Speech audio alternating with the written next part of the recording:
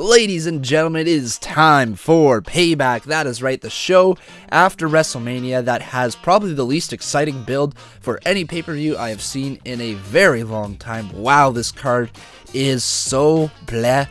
It really exemplifies the WWE product that is today. It's just very bleh, right? But without further ado, let's get into my predictions. So to start things off, we have Enzo Amore and Big Cass versus The Club, Luke Gallows and Karl Anderson. Yeah, this is on the pre-show. This is going to be a meh match. I don't know. It'll do something. But you know what? Enzo Amore and Big Cass finally need a win, and I think they need it over The Club, so I'm giving them this win. Up next, we have Neville versus Austin Aries for the Cruiserweight Championship, and please, oh please, oh please, let this be a very good match. Let this be the match that steals the show. Give him like 15, 20 minutes. I don't care how long. Let this thing steal the show. And Austin Aries needs his crowning moment. So I'm giving this win to Austin Aries because I think the feud, it can go just a little bit further, but not unless Austin Aries wins this match, and then I think they finish off the feud in some sort of stipulation match. Then we have the Hardy Boyz versus Cesaro and Sheamus in what probably will be a fun match.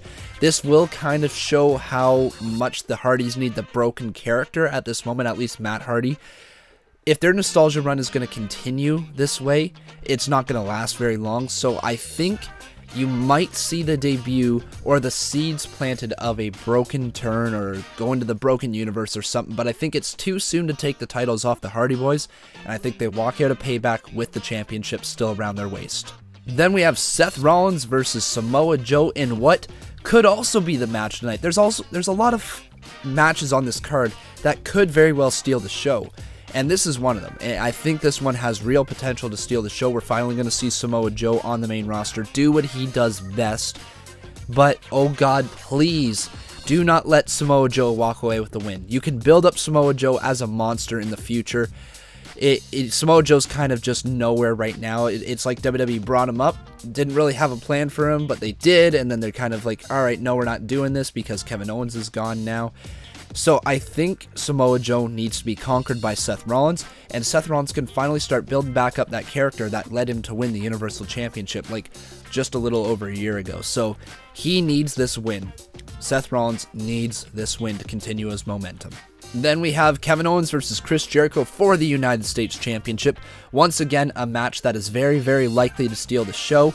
Chris Jericho, if he wins, he moves over to SmackDown and it becomes the United States Champion, and then Kevin Owens comes back over to Raw.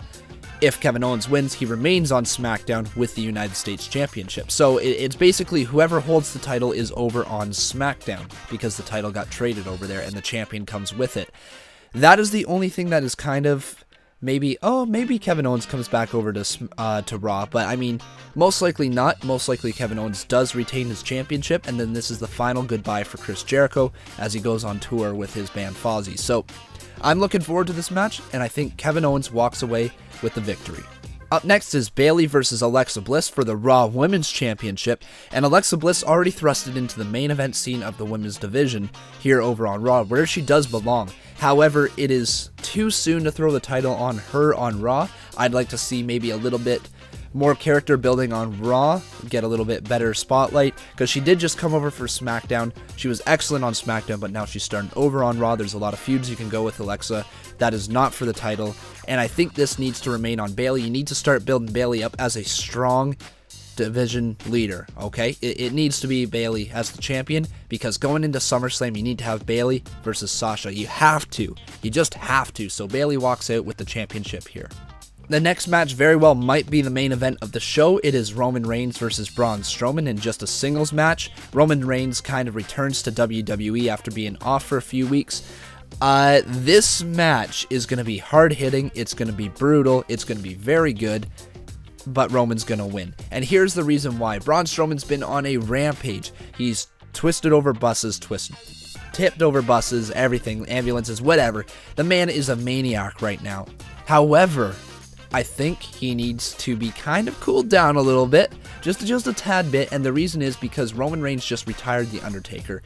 If you have him then lose to Braun Strowman, that momentum of retiring The Undertaker, done. It's gone. Roman Reigns needs this win, and he needs to be built back up to be more of that monster heel that he seemed to play. He's been gone for so long right now that we're not really sure where he's sitting, but I believe if they continue to keep this push going on Roman Reigns, he is going to get nuclear heat from the WWE Universe, and it's going to be very excellent to watch. So I'm excited to see, but I believe he's going to win this match simply because he retired The Undertaker, and he needs to keep that momentum going. And then the last match of the night is definitely by far the strangest, the House of Horrors match between Randy Orton and Bray Wyatt. What? This was originally for the WWE title, but now it's not. So we currently have a pay-per-view that has no major championship on the line. What? Why is this not for the WWE title? So, with it not being for the WWE title, this can go one of two ways. Either Randy Orton wins clean, and Randy Orton just walks back over to SmackDown being the champion, or Bray Wyatt's winning this match. I don't know, but if I had to take a guess, because of the way that Finn Balor has been booked, and he's not at all on the pay-per-view, I feel Finn Balor is going to interfere in this match somehow.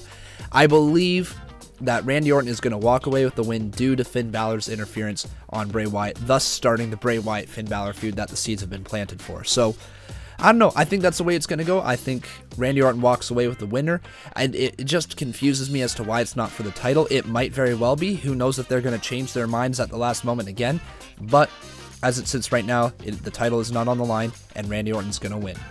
So those are my predictions, guys, for Payback. I hope you guys are excited for the pay-per-view. I sure am. Remember, if you guys want to watch the live stream of Payback, come on over to the channel this Sunday, starting at 7 p.m. Eastern Standard Time. We will have the Payback show. An hour before that, we'll be doing the Con Man show, and then we'll also be doing the Con Man show after the pay-per-view is done, where we talk all things wrestling, have live callers, all those sort of things. So make sure you guys come on over to the channel for that. But with that being said, make sure you like this video, make sure you subscribe if you're new, follow me on Twitter, follow me on Twitch, consider supporting me on Patreon, and that's it for me. Thank you very much for watching. I hope you enjoyed this video. Can't wait to see this Sunday when Payback is on the line. I guess Payback's on the line. People getting payback. Alright, thanks for watching, everybody, and I'll see you guys next time.